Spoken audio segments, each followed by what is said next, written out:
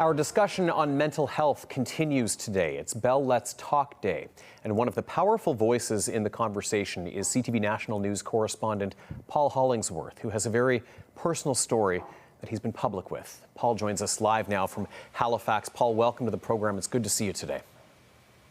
Good to see you, Tony, and thank you for having me on with you and your viewers. Well, we know that you have gone public about this story. You were a university student back in 1991 when your brother Bryce died. First of all, tell us a bit about your brother, Paul.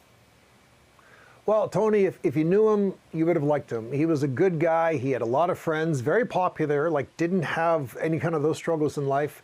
Athletic, smart, charismatic, way more charisma than I ever had. But in his teen years, there was a darkening in his persona. He started to change before our very eyes, withdraw from friendships, isolate himself, engaged in alcohol and drug abuse, and we watched him in slow motion slip away. We didn't do enough to help because we didn't know what to do. It was a paralyzing situation because we didn't have the tools in our toolbox. And on December 16th, 1991, my 25-year-old brother Bryce took his life just before Christmas. And as I tell people, he's 25 years old forever. I think about him every day, and I certainly think about him on a day like today.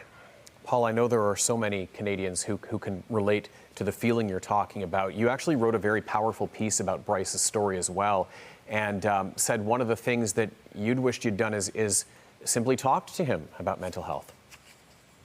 Yeah, and look, I should have talked to him more to tell him how much I cared for him, how much I loved him, how much I looked up to him, how much I wanted to be like him and have him be proud of me. I still talk to him like that on a daily basis in my own way. It's a lesson. I did nothing wrong, but I didn't do enough, and it was a different time. What do you learn from that? You learn that we need to talk and communicate, keep our eyes open to what's happening in our friendship groups, in our families, in our communities. Tony, I've lived in Nova Scotia for all of my 56 years. That terrible tragedy has taught me one thing going forward, one important thing. I have an opportunity, if I do this right, to leave my province better than the way I found it by talking to people every single day because I didn't talk to my brother enough when he was alive.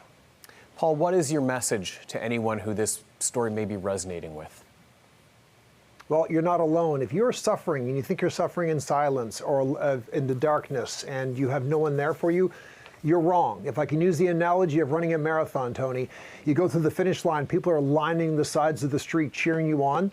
There are people like you, like me, in our communities who are there for people on a daily basis, and we're there to help. So let people reach out to you if they make connections. And for us, look around the community, look around the room, look around your place of work, and find ways to help, reach out and talk to people.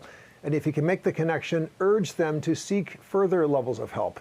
There's plenty of 1-800 numbers and community chat lines and groups and organizations through our healthcare system that are designed to help people to make sure they get the healthy outcomes that they deserve and they don't suffer the same situation that happened to my brother and to my family. It is so important, 365, but especially on Bell Let's Talk Day to talk about, Tony.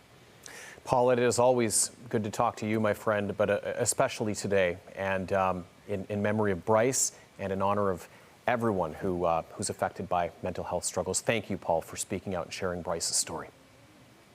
You're very kind. Thank you, Tony, and it's good to see you.